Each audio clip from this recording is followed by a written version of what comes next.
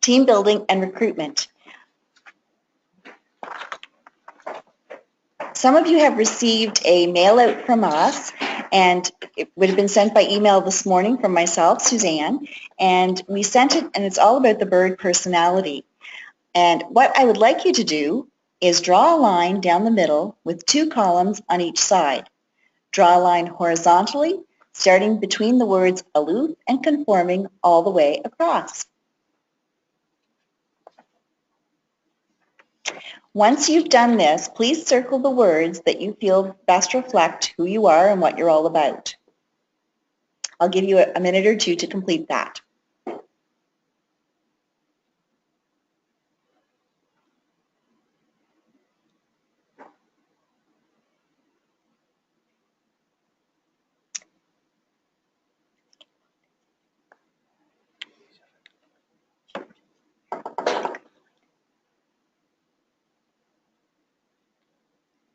The whole point of doing the exercise is to understand your personality and understand the different personalities on your team and the different personalities that you need for your team. You can see from the slide we're now showing that it gives you an indication of the different personalities reflected by the different words you've circled. So you can be a dove, you can be a peacock, you can be an owl, or you can be an eagle. And I'm just going to speak a little bit about what all that means. The dove is peaceful, the dove is people-oriented, loyal, friendly, hard-working, and a great team player, but tends to avoid change, confrontation, risk-taking, and assertiveness. The peacock's a very different personality. The peacock is showy. He loves talking, being the center of attention. They have passion, enthusiasm, and they're happy and optimistic. Peacocks can be accused of talking too much and aren't good with detail or time control. The owl, as you can imagine, is wise. The owl is logical, mathematically minded, methodical, and sometimes seen as a perfectionist. The owl can be slow to make decisions and inflexible if rules and logic say otherwise. They're not big risk takers, but they do love their details. The eagles, on the other hand, are bold and confident. They're dominant, stimulated by challenge, decisive and direct. They can be blunt, stubborn, can lose sight of the big picture, and can be insensitive to people's needs. Eagles are natural achievers. The important thing this exercise emphasizes is how critical it is that your team is comprised of individuals who reflect all of these different characteristics. No one can do it on their own. You have to have a team, and you all need different skills and different talents that you can bring to your team atmosphere and grow and build your businesses. Okay, so the first thing you want to look at when you're creating your team is really defining what that team is. A lot of people will look at a sales team and say that they're a team working together. The definition of a team are people working together toward a specific goal. So sometimes you'll end up with maybe a sales team where all their incentives are independent of each other. So they're not really working towards the same goal. They're all doing the same thing but working towards their own goal. When you're building your team, you want to make sure that your team members are complementing each other's skills because they're on a team where they're working towards a specific goal where they need to work together to achieve that goal.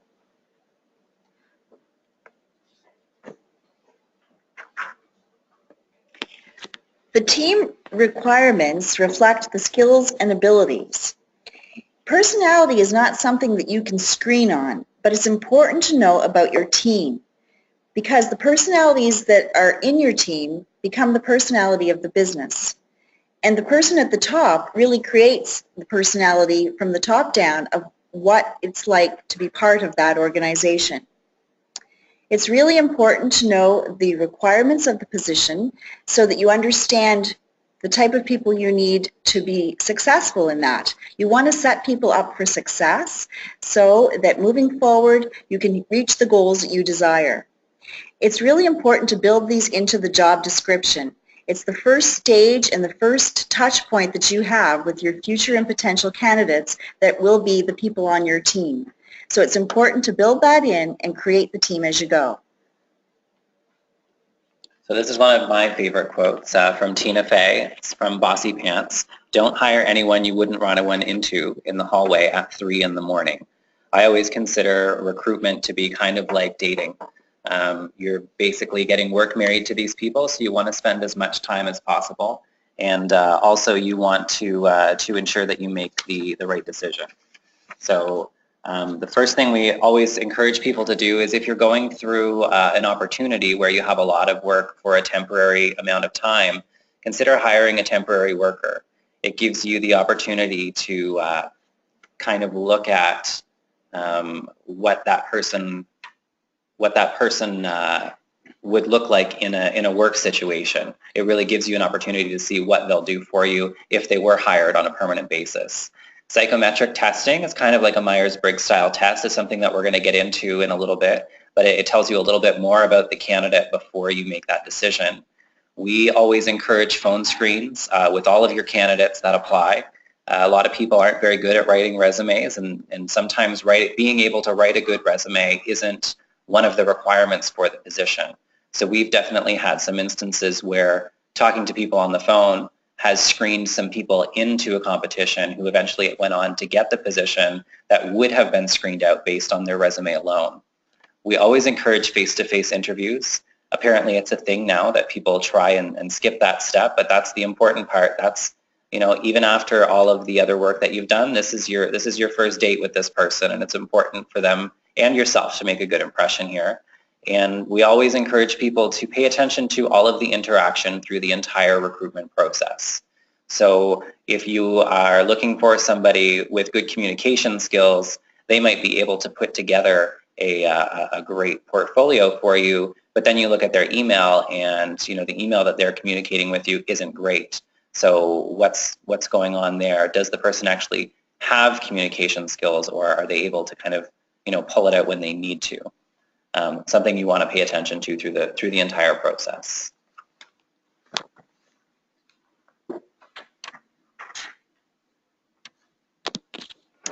Psychometric testing is not to be used as a screening tool, and I really should explain what we mean by that.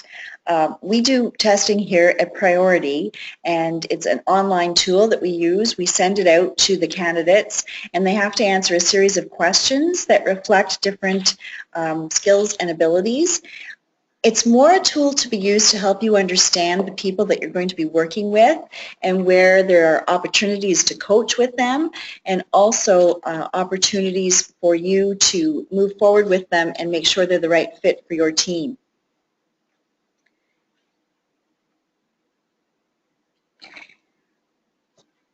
It provides information about the candidate for relevance, and it gives you a total person snapshot. So you see how they would react in different situations. You see what their responses would be. You would see how they would approach different challenges within the workplace, and also you would learn more about their skills and weaknesses. It's not something to decide you don't want them on board. It's something that gives you the opportunity to coach and work with them on the person you decide you want as part of your group. It works very well, and we highly recommend it. Okay, and then the next slide is just an example of the total person snapshot that we put together. So this is a very small component of a full report that we would put together for one of our recruits.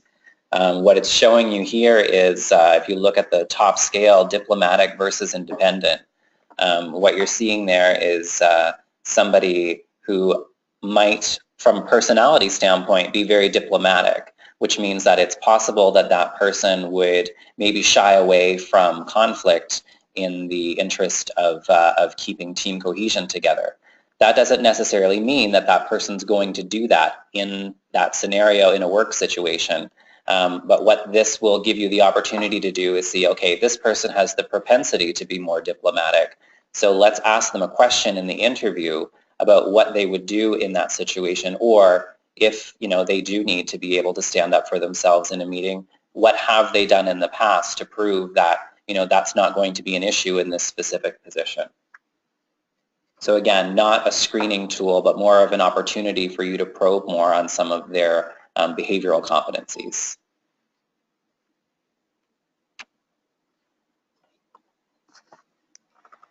References are very important. We always encourage everyone to do the due diligence when they've hired a new employee. And it's really good to ask for people who have supervised their work because they can really explain to you what the person is like in the workplace and really think about what the role is in your organization and what you need to know about how they reacted in the organization they came from. It's also really good when you're talking to the references to be really clear about the position you're hiring for so they have a sense of what examples they had experienced that they could share with you with that person. It's also really good. In New Brunswick, we find people tend to be very nice, and they don't always want to talk about the negatives of what a candidate can be like. So instead, ask the reference, especially ones who have supervised their work, for how you think the individual could best be coached, where you could really develop them to become a person with their own leadership abilities within your organization. Developing the leadership skills of all your employees is a win-win for both sides.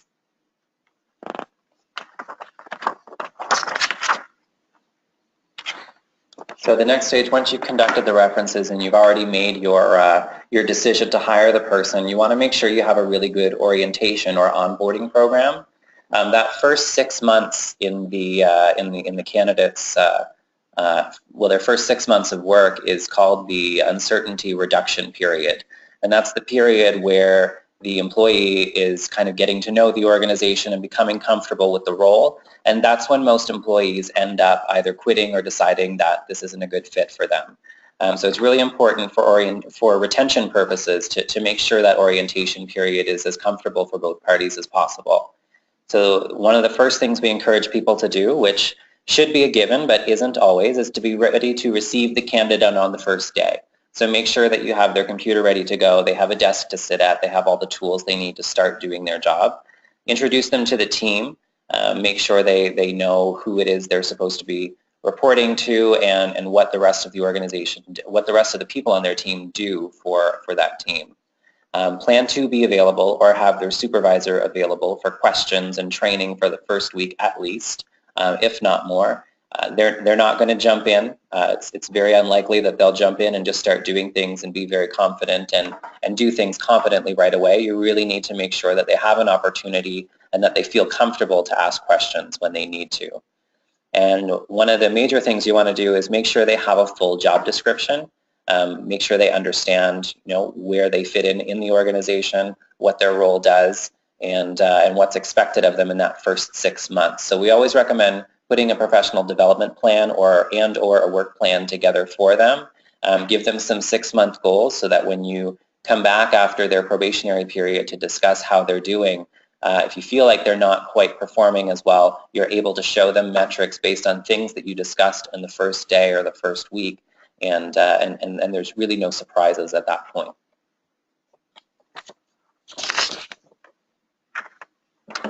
Designing your orientation program is important.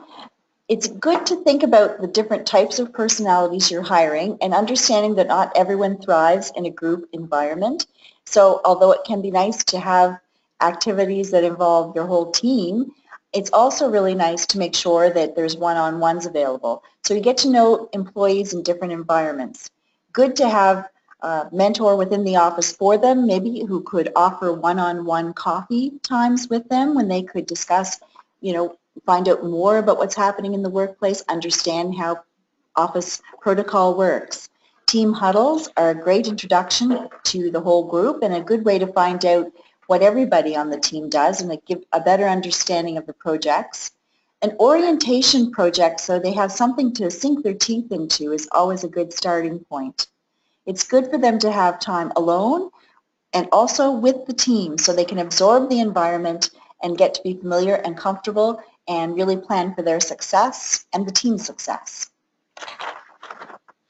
So we just have a couple of numbers here. This is from the Conference Board of Canada on the average cost per hire.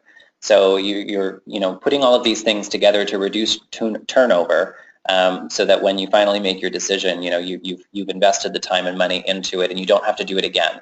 According to Conference Board of Canada, the average cost per hire is 30% of the successful candidate's salary. And we've just kind of mapped out, and you can take a look at this later too, based on 20 candidates applying to your position. This is about how long it takes to get to the selection. So we say about 20 hours, and we've kind of mapped out how long that's going to take. That's not 20 hours in a row. That's 20 hours total while you're attempting to do your, manage your business. You're throwing 20 hours in here, and this isn't, so this is based on the availability of references, availability of candidates for interview. We have a timetable of what it takes for some people to hire an executive. So in an organization that's still doing regular operations, we kind of mapped out for them. It's going to take you about 2 months to do that. You're going to have to create all of those things, the job description, create the job ad, do the administration for posting things. You're going to have to be screening people, and so we've estimated that at about 2 months. And you really want to look at, the 20 hours that we had mentioned earlier. How much are you paying all of the people involved in that situation per hour? And once you've tallied that up, what does that come to as a final result? So when you do finally make your decision, take into account the time and money that was spent on making that decision, and make sure you do it well and do it right the first time. And so that's our presentation as it is right now. I think there are some questions that you guys had. Yeah, do you guys have a guideline about how long a probation period can be? Can it be as long as 6 months? Are there any rules around that in the Labor Act? It can be 6 months. We usually recommend approximately 3 months with the opportunity to extend it. So at the end of if you've done your due diligence and created a proper orientation program, you can extend the probationary period at the end of the period based on the candidate's performance. So if you feel like they weren't up to snuff, you can extend it longer. And do you have any guidelines about how many of your own team members should be on the in-person interviews? That's really dependent on the position and on the organization. We like to generally we like to not have more than 3. We find after 3 people on an interview panel, it is, that was the question, right? How many people on the panel? Mm-hmm. Yeah, after that it becomes a little bit intimidating for some people. For an executive level position, we fudge those rules a little bit because the board will want to meet with the candidate. But general rule of thumb, I wouldn't do more than 3 if you can avoid it. Okay. It looks like we have a 3-part question. Firstly, how many interviews should you do in total? Are working interviews useful, and is it fair to ask a candidate to prepare a presentation or report to prove their skills? I'm going to take some of that one because I'm very passionate about the interviews. I think that, here we always do 3 interviews within our office and then a final interview with whoever our client is that would be hiring the member of the team. So I think it's really important. The phone screen is the first one. We mentioned that briefly. Nowadays, you'll often find some resumes are very technical and you don't get a sense of what the person is like or what their skills and abilities are. And so it's really good, especially in those roles and in all others, to have a conversation with the person, to have a sense of who they are and what they're all about. We always make sure that more than one recruiter speaks to a person because we all find we get different responses as we're all different personalities ourselves. So it's very important in an organization to have more than one of your people reaching out to interview. Having said that, I'm going to move on to the next part. And it is fair to ask a candidate to prepare a presentation or report. We have many different requests. Sometimes it can be as a 20-minute to an hour-long presentation that people are asked to do. They're sometimes asked for some roles to create a press release, to send emails, so you can see how their different styles of communication work. Mm-hmm. We're in a time when communication has never been more important, and the different tools people use and how they use them to get to see how they manage that process can be very important because it's all what they do becomes part of the personality of your organization and how it's branded moving forward. We have another question here from the audience. He asks, we have a lot of difficulty receiving resumes when we post an opening. Do you have any tips on how they can improve the number of applicants they receive if they can't perhaps afford to contact an agency, if they're just a startup? Right. That's a loaded question. Sorry about that. That's okay. It really depends on what the difficulty is finding those people. There's a lot of different reasons why people wouldn't be applying to the ad. Maybe it is a matter of, it's not getting to the right people. So that's, I guess, more on the marketing side of things really than HR, is finding out where are the candidates that you're looking for and where can you find most of them.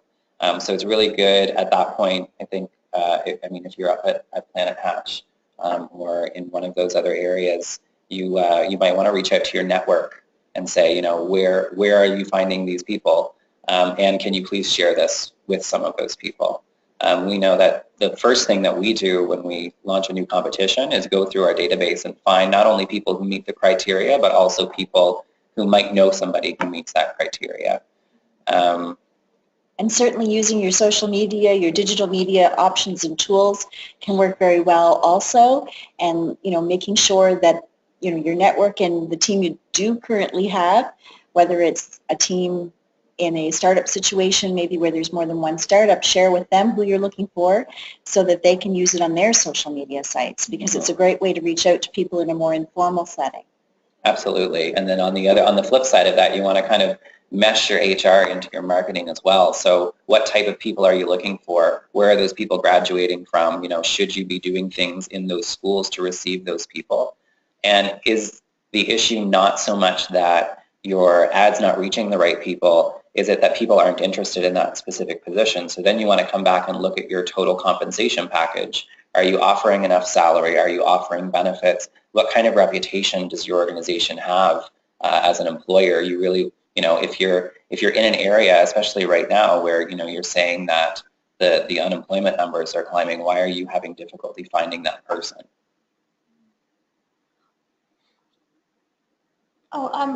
So you were talking about the importance of the in-person interview. Mm-hmm. What if you're hiring from far away? Can you guys speak to the effectiveness of teleconferencing tools and if they give you a good opportunity to get to know that person? Absolutely. Yeah. Well, do you want me to take that? Okay. So I used to do, and we still do it here. A lot of the recruitment we do here is local, so we do have the opportunity to meet with people in person. But we use Skype. We do phone interviews. Pretty much, it's physically possible to have a face-to-face meeting, even if it's over cam. So yes, I guess it's doable, and it's fairly easy nowadays to do that. And think in terms of, remember that there's always different time zones. We do a fair number of interviews with people on the other end of the country, so you need to think about that 4 to 5 hour time difference and how you're going to plan when you're going to do it and that it works for both parties.